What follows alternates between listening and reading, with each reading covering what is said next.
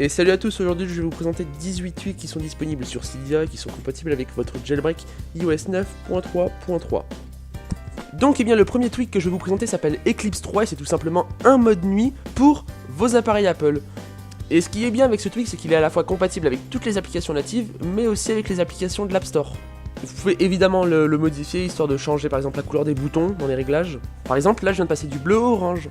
Si tout comme moi vous avez plus de 2 claviers sur votre appareil Apple, et bien le tweak Keyboard Axio va vous sauver la vie. D'habitude, lorsque vous appuyez sur ce bouton là, l'iPhone fait défiler tous les claviers. Cependant, avec le tweak Keyboard Axio, et bien l'iPhone ne fera défiler que les 2 premiers claviers. Par exemple, si je veux passer à mon clavier emoji, j'ai juste à appuyer une seule fois, envoyer mes emojis. Mais si je veux par exemple écrire en anglais, il me suffira d'appuyer plus longtemps et de passer sur le clavier en anglais. Le troisième tweak s'appelle Deezer Life et c'est tout simplement un hack de l'application Deezer. Il vous permettra tout simplement d'avoir les mêmes avantages qu'une offre Deezer Premium Plus, tout en ne payant pas. Vous pourrez télécharger toute la musique que vous voudrez et elle ne sera pas désynchronisée lorsque vous serez hors connexion. Le quatrième tweak s'appelle AppAdmin et c'est tout simplement un utilitaire qui vous permettra de downgrader vos applications qui sont téléchargeables sur l'App Store. Pour ce faire, c'est tout simple, vous allez dans l'App Store, dans la section de l'application qui vous concerne, vous restez appuyé sur le petit bouton ouvrir et là une page s'ouvre, vous sélectionnez downgrade et là vous aurez accès à toutes les versions de l'application depuis sa création. Par exemple, je peux remonter à Snapchat version 1.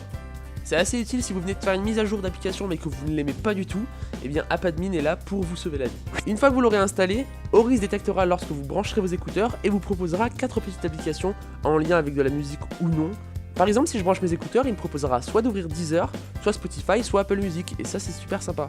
Vous pouvez évidemment personnaliser l'application dans les réglages, il y a 4 slots disponibles, et en général c'est suffisant, on n'a pas non plus 50 000 applications pour gérer la musique sur un iPhone, donc 4 slots c'est suffisant.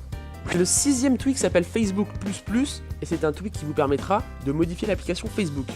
Par exemple, vous pourrez désormais avoir une application Messenger directement dans l'application Facebook, vous pourrez protéger l'application avec un mot de passe, mais vous pourrez par exemple télécharger les vidéos directement depuis l'application. C'est quelque chose de vraiment pratique.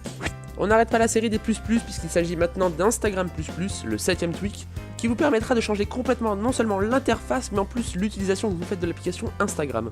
Vous pourrez désormais supprimer les pubs, vous pourrez aussi modifier votre fil d'actualité en choisissant le nombre de colonnes que vous voudrez voir, et vous avez aussi tout plein de réglages que je vous laisserai découvrir. Le 8ème tweak que je vous présente s'appelle WhatsApp++, c'est le dernier de la série des plus que je voudrais vous montrer aujourd'hui. Il permet par exemple d'enregistrer simplement en tapotant avec son doigt le petit bouton micro. Il vous permettra de partager de la musique, il vous permettra d'enlever la limite des 10 photos par envoi. Il y a aussi une flopée de petites nouveautés que je vous laisserai découvrir. Le 9ème tweak s'appelle Springtomize et il vous permettra de modifier toute l'apparence de votre appareil Apple. Que ce soit les animations, le dock, l'écran de verrouillage, vous pourrez modifier tout ce que vous voudrez. Par exemple, moi j'ai modifié mon centre de notification pour qu'il soit bleu et mon centre de contrôle pour qu'il soit rouge.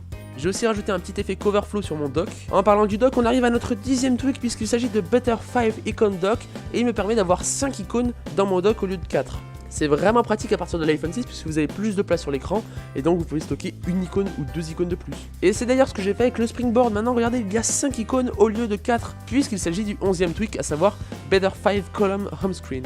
Voilà, donc si vous avez un très gros iPhone, que ce soit un iPhone 6 ou un 6 Plus, ce tweak là vous permettra d'avoir beaucoup plus d'icônes sur votre Springboard.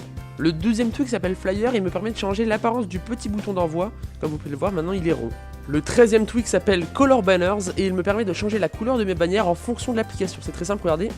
Hop, Snapchat est une application jaune, je reçois donc une notification jaune. Hop, Spotify est une application verte, je reçois une application verte. Les messages contiennent du bleu, je reçois donc une notification bleue. Et ce qui est bien avec ce tweak, c'est qu'il gère les thèmes, c'est-à-dire si vous avez un thème qui change complètement l'apparence de vos icônes, le tweak changera la couleur de notification en fonction de ce thème-là. Le 14ème tweak s'appelle BioProtect et il me permet de protéger mes applications avec Touch ID. Par exemple, si je veux ouvrir les réglages, je dois poser mon doigt sur le capteur, sinon l'application ne s'ouvrira pas. Vous pourrez évidemment personnaliser votre tweak à foison en utilisant l'application Réglages. Par exemple, vous pouvez désactiver le tweak si vous êtes chez vous, en faisant confiance au réseau Wi-Fi. Vous pouvez aussi personnaliser le cercle de couleurs et toutes les petites animations. Le 15ème tweak s'appelle Cylinder et c'est tout simplement une copie du tweak Barrel, mais en beaucoup plus complexe. Par exemple, regardez, si je change de page, mes applications tournent et gonflent en même temps. C'est possible grâce au tweak Cylinder qui est disponible sur Cydia gratuitement et qui vous permettra de compiler tous les effets que vous aurez envie de voir. Donc bon, si vous compilez un peu tout, ce sera un peu bugué. Par exemple, là j'en ai compilé 12 et ça donne un peu n'importe quoi, on comprend pas trop ce qui se passe. Et il faut savoir que c'est un tweak qui est assez gourmand sur les anciens appareils, comme par exemple l'iPhone 5. Donc je vous le recommande qu'à partir de l'iPhone 6, puisqu'il sera gourmand en ressources, notamment votre batterie. Le 16e tweak s'appelle Phantom pour Snapchat, il est vraiment très connu. Il vous permet notamment d'enregistrer les snaps que vous envoyez, que vous recevez, évidemment sans en informer le destinataire, mais il vous permet aussi tout un tas de petits détails que je vous laisserai découvrir, comme par exemple revoir les snaps à l'infini, ou monter la durée d'enregistrement des vidéos. Par exemple, je peux faire des vidéos d'1 minute au lieu des 10 secondes réglementaires. Vous l'aurez remarqué, mes icônes ne sont pas forcément les mêmes que vous avez sur votre appareil Apple, c'est normal, j'ai utilisé un thème qui s'appelle Iris. Iris est un thème, donc il sera forcément installé avec Winterboard, un utilitaire qui vous permettra de modifier un petit peu l'apparence de votre appareil Apple. Le 18e tweak et ultime tweak s'appelle Power Tap et il me permet par exemple, lorsque je veux éteindre mon appareil, de choisir si je veux faire soit un reboot, soit un respring, soit le mettre en mode safe. Le 18e et ultime tweak s'appelle Power Tap et me permet, lorsque je veux éteindre mon iPhone, de choisir entre un reboot, un respring ou de le passer en mode safe. C'est vraiment bien fait parce que l'esthétique est vraiment pas mal et c'est assez discret. Voilà, donc j'espère que cette première présentation de tweak vous aura plu. N'hésitez pas à laisser un commentaire avec les tweaks que vous préférez ou les tweaks que vous aimeriez voir pour la prochaine vidéo. Sur ce, n'hésitez pas à vous abonner pour connaître toutes les petites nouveautés en rapport avec le monde d'Apple. C'était Maniel Bellarbi, je vous dis à bientôt.